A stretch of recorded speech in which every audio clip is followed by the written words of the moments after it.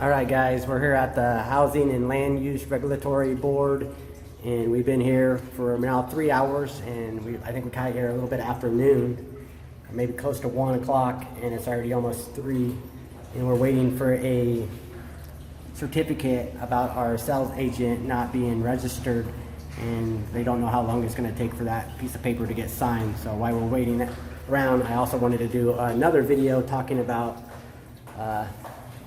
what our dealings with this office. So while we're waiting, I'm going to go ahead and go outside and talk outside. All right, guys, I made it outside. I decided to walk about a block away to Flute Circle.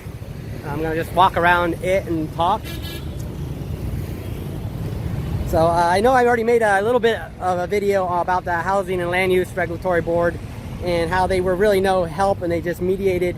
But I wanted to go a little bit farther into this, and because today I started getting a little bit annoyed with them on, I mean, most of these problems that we're having is because the Housing and Land Use Regulatory Board isn't doing their job. And yeah, I'm going to make that statement because they were already saying that I was, I don't know, accusing them of that. And it's like, okay, no, that's what's going on here, guys. And the reason why I say that is because the law requires the use of a broker, and that's what they're saying that everyone's doing, and almost none of them, I would say half of them, at least half of them, aren't even using a licensed broker or a licensed sales agent. But I would say it's closer to 90% of them at least are not even having the broker facilitate the transaction and negotiate the terms between the two parties and be signatory to a contract between the two.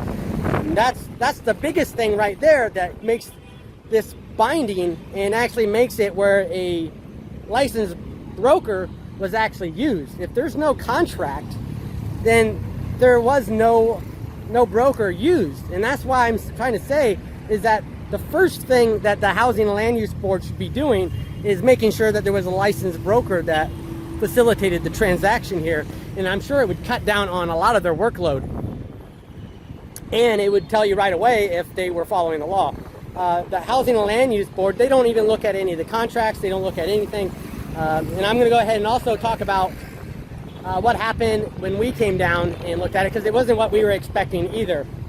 And I didn't really talk about that when I made my last video. So the reason why I'm saying this is because the way it's set up, that this law is not being enforced.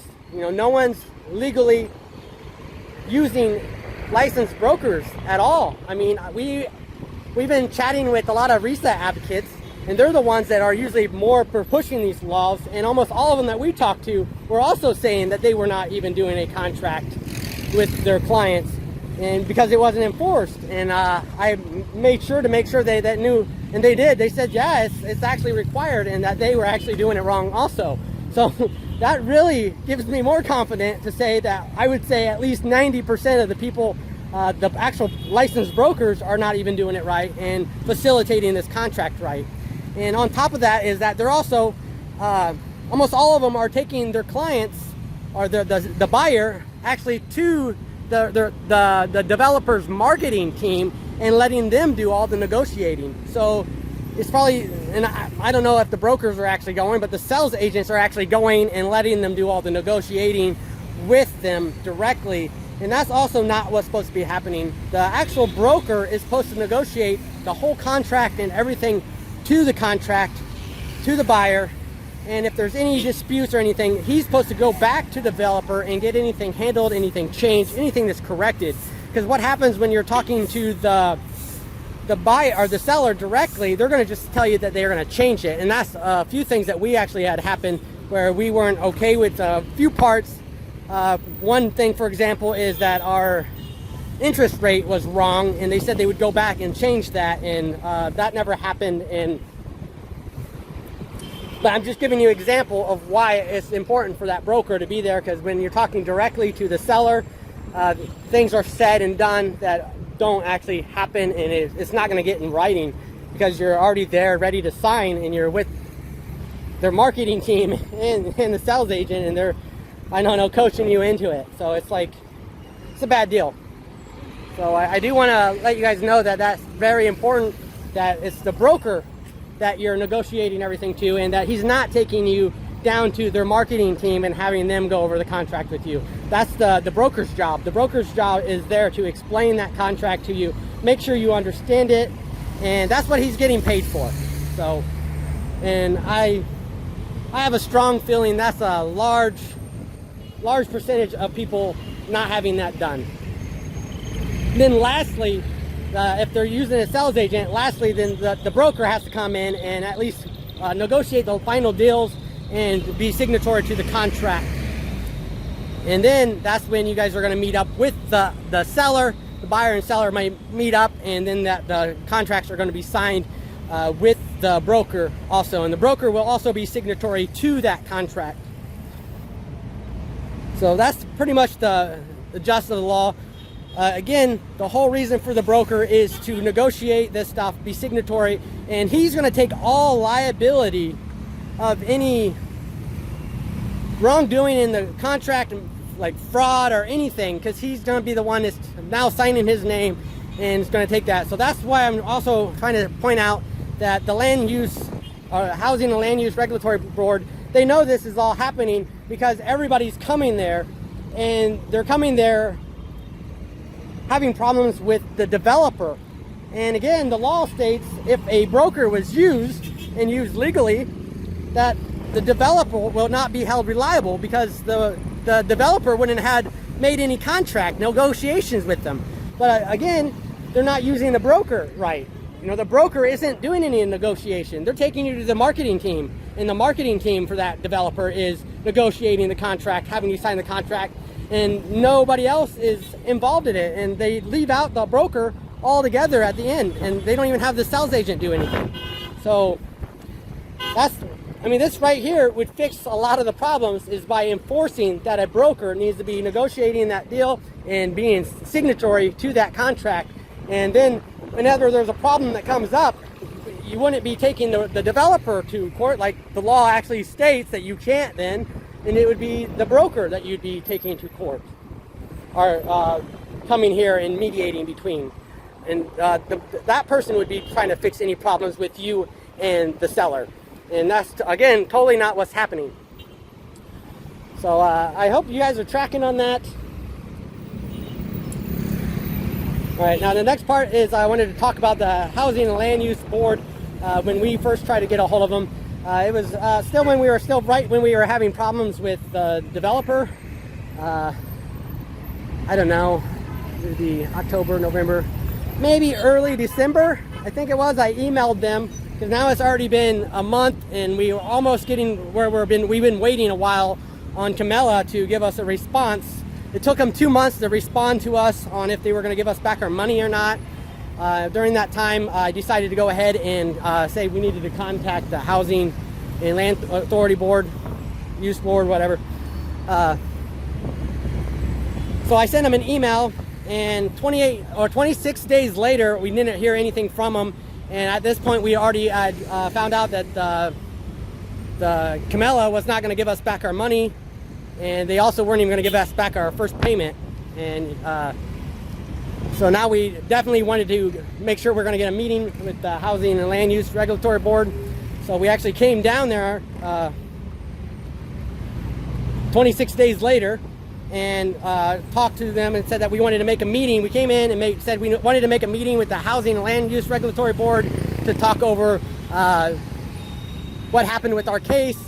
And they set us up. They said they were going to call us back and set us up an appointment. We got back home, and actually that same day I had gotten a reply giving us a date to meet, which was another 2 weeks away. So now we're waiting another 2 weeks. And again, at this time, we didn't really know where we needed to go to file a complaint. So, I mean, I didn't know that we could go to the prosecutor's office and file our own complaint. So that's what I recommend now. Honestly, the Housing and Land Use Regulatory Board, they actually are no help.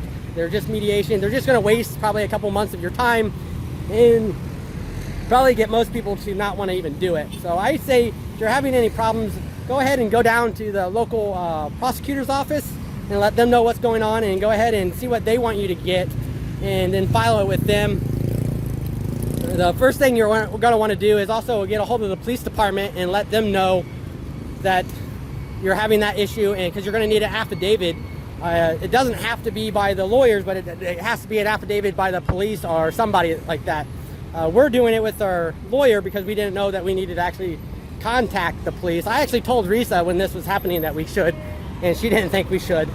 So, but anyways, you're going to need an affidavit, and then you're going to go down there and talk to the prosecutor, let them know. And that's what I recommend you doing, because then it's going to skip this whole process of mediation. Obviously, you don't need to mediate because, you know, they're going to do exactly what they did to us, and then just try to talk you out of doing anything, and then also, again, probably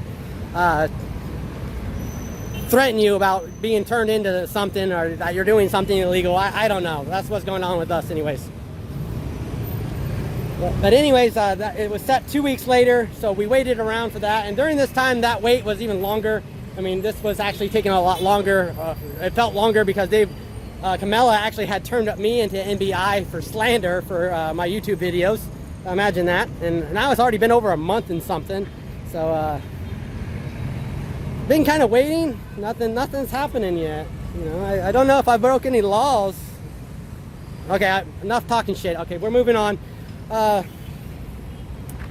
So 2 weeks went by. We showed up at the Housing and Land Use Regulatory Board, thinking we were going to have a meeting with them, and what it ended up being is a meeting with Camilla's lawyer, the same one that we already talked to, and the housing board was just there to mediate. So they were just there to listen in, not give any guidance. They were just there to listen in and let you guys mediate it.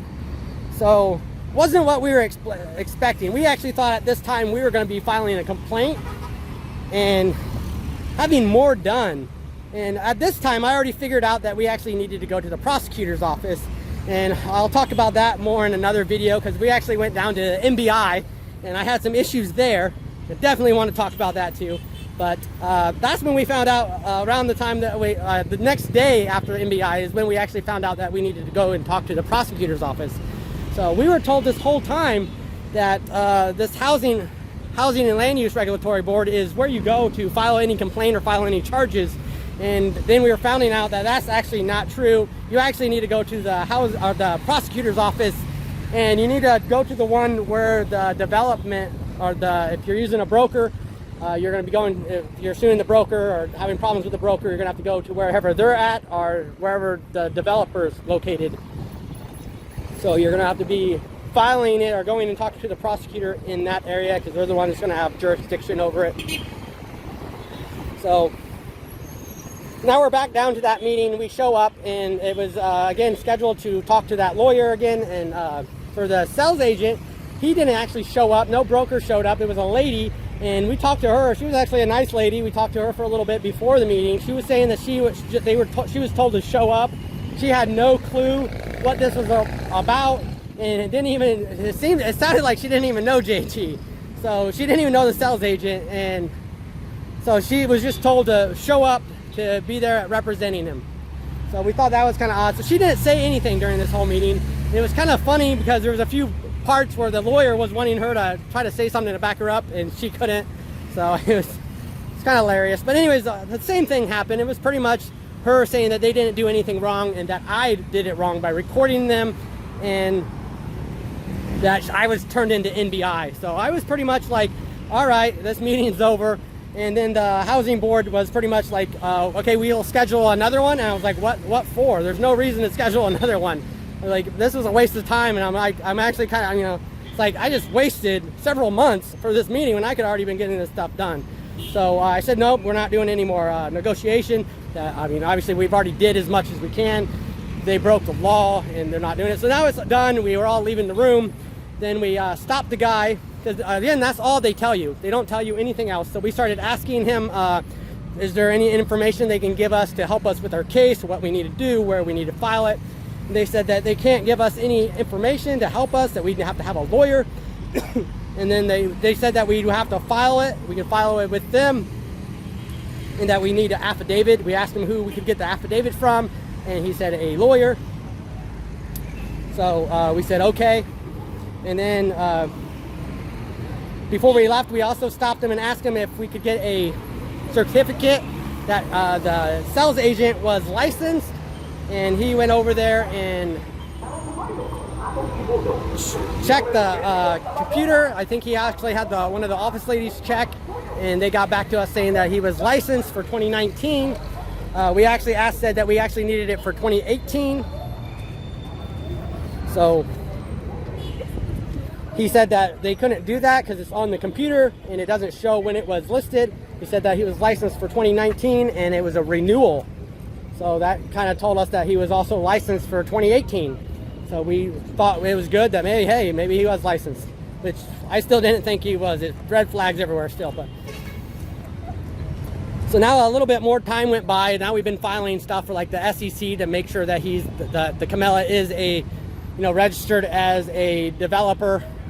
We also wanted to get a certificate from the housing board, again, also to make sure that Camella has their license to sell and the license they need also in place.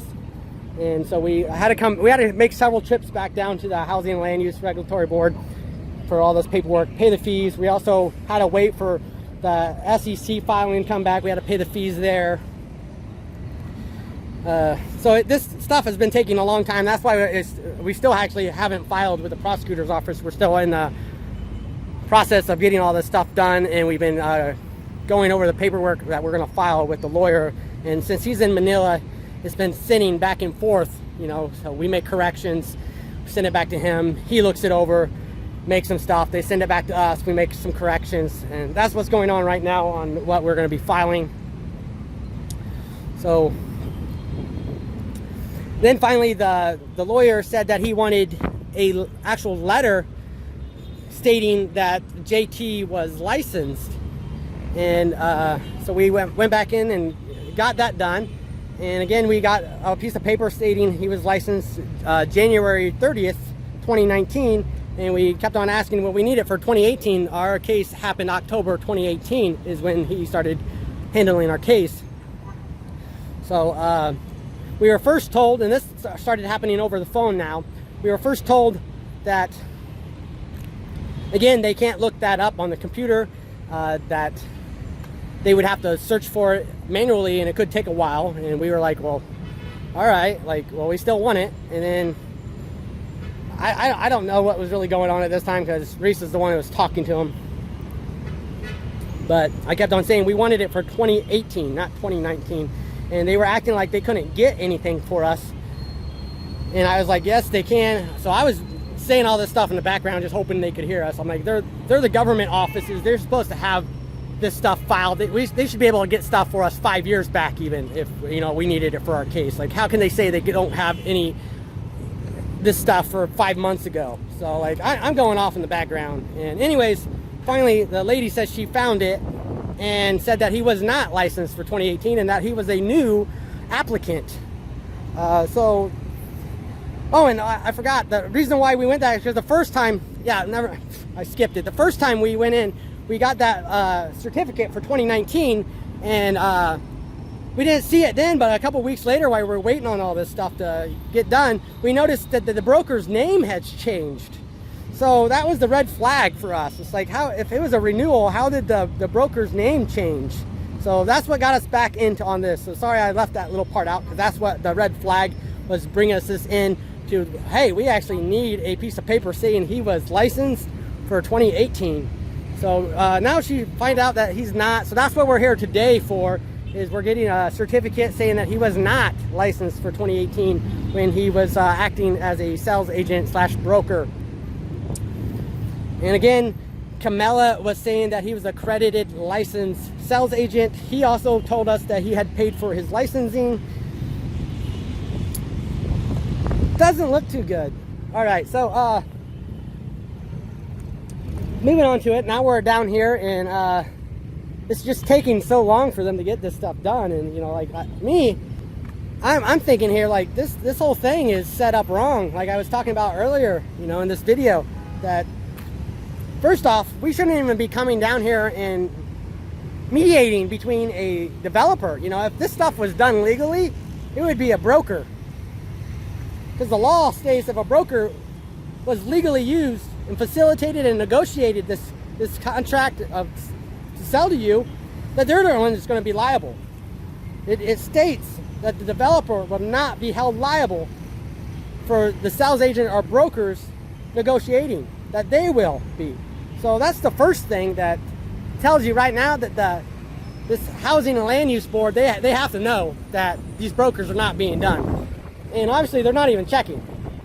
They're not even finding out anything. I mean, it's just gonna make people get wore down. This is where everybody thinks they need to go.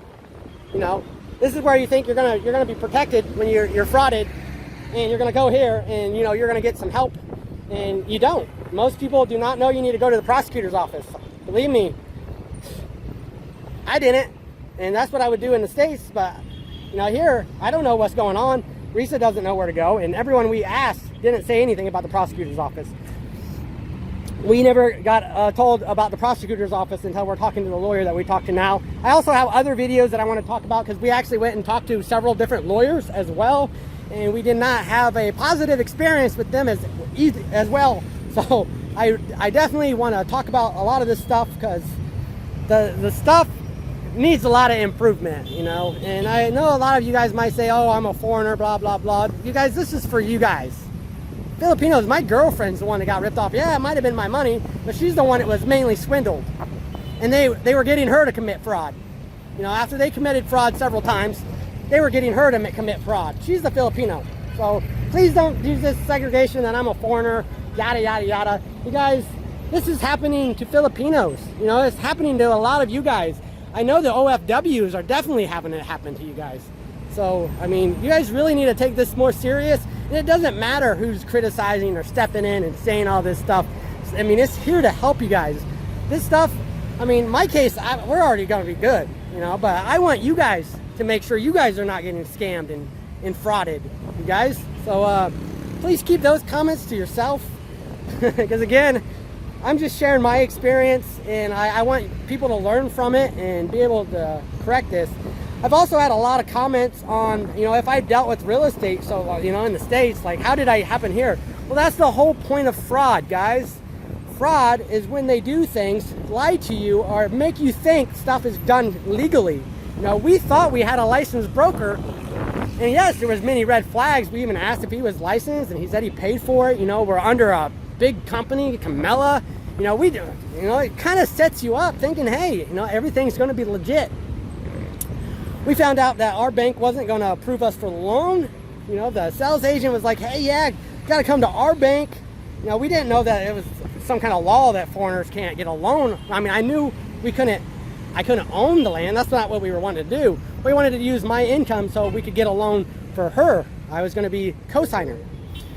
So they weren't telling, I mean, our bank said that I couldn't be on it. And then they got us to go to their bank, which again, more fraud. They got the bank to pretty much not let us know what was going on. And again, I don't blame any of that on the bank. I blame that on this sales agent, or this, I don't know, fixer, because he wasn't a sales agent.